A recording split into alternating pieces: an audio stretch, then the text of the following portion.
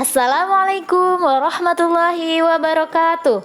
Halo teman-teman, apa kabar semuanya? Semoga semua selalu sehat ya.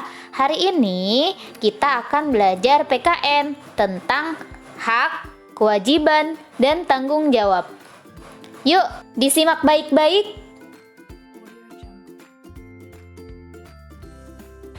Di kelas 4, kalian sudah pernah mempelajari sedikit tentang hak warga masyarakat. Apa itu hak? Hak adalah sesuatu yang harus kita terima. Setiap orang memiliki hak sesuai dengan peranan yang dimilikinya. Kita memiliki peranan sebagai anak di rumah, sebagai murid di sekolah, dan sebagai warga masyarakat. Oleh karena itu, kita memiliki hak di rumah, di sekolah, dan di lingkungan masyarakat tempat tinggal kita. Misalnya hak kita di rumah, seperti pada gambar yang di sebelah kanan. Kita sebagai anak mendapatkan hak kita adalah mendapatkan kasih sayang orang tua. Kemudian hak kita di sekolah. Kita berhak mengikuti pelajaran dan mendapatkan pengajaran. Seperti gambar di samping, kita berhak bertanya kepada guru saat belajar, baik itu merasa sulit maupun tidak. Hak sebagai warga masyarakat. Hak warga masyarakat adalah hak yang didapatkan sebagai anggota masyarakat. Hak tersebut diberikan supaya warga dapat memenuhi kebutuhan hidupnya. Nah, oleh karena itu, hak warga masyarakat dilindungi oleh pemerintah. Cara pemerintah melindungi hak warganya adalah melalui peraturan. Jadi, warga dapat menuntut apabila ia tidak menerima haknya dengan baik. Nah, apa saja sih hak sebagai warga masyarakat?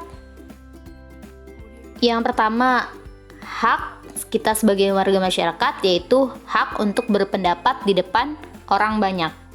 Pendapat itu adalah pikiran yang kita miliki tentang sesuatu. Jadi kita berhak mengungkapkan pendapat yang kita miliki dengan bebas. Orang lain nggak boleh memotong ucapan kita jika kita belum selesai berbicara. Orang lain juga tidak boleh memaksakan pendapatnya kepada kita kalau kita memang tidak menyetujui pendapat orang lain. Kemudian yang kedua, hak untuk menggunakan fasilitas umum. Apa saja sih fasilitas umum? Ada jalan raya, trotoar, halte, rumah sakit. Nah, itu contoh-contoh fasilitas umum. Jadi kita berhak menggunakan jalan raya dan trotoar saat berpergian keluar rumah. Kita pun berhak menunggu angkutan umum di halte. Saat terserang penyakit pun kita juga berhak untuk mendapatkan perawatan dari dokter di rumah sakit. Seperti gambar di atas, anak tersebut berhak mendapatkan perawatan giginya dari dokter di rumah sakit. Yang ketiga, hak untuk mendapatkan rasa aman di jalan raya. Seperti pengemudi mobil, sepeda motor di jalan raya, mereka dapat mengganggu pengguna jalan lainnya jika mereka tidak berkendara dengan tertib. Oleh karena itu, pemerintah membuat aturan lalu lintas supaya hak pengguna jalan untuk merasa aman dapat terpenuhi.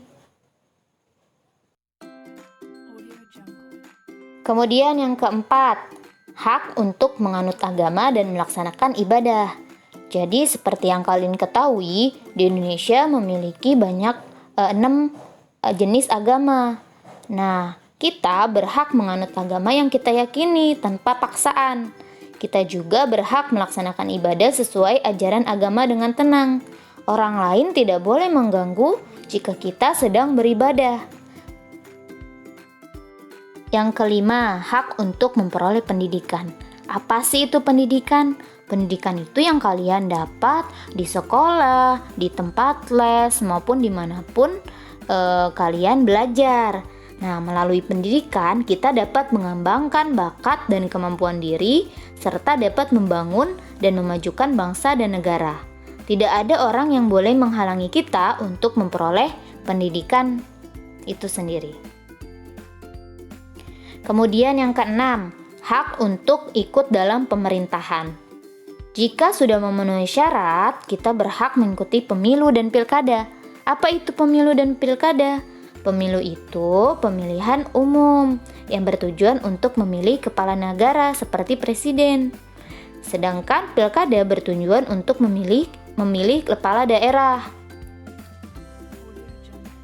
Sebagai pemilih bebas memilih sesuai dengan hati nurani atau tanpa paksaan dari orang lain.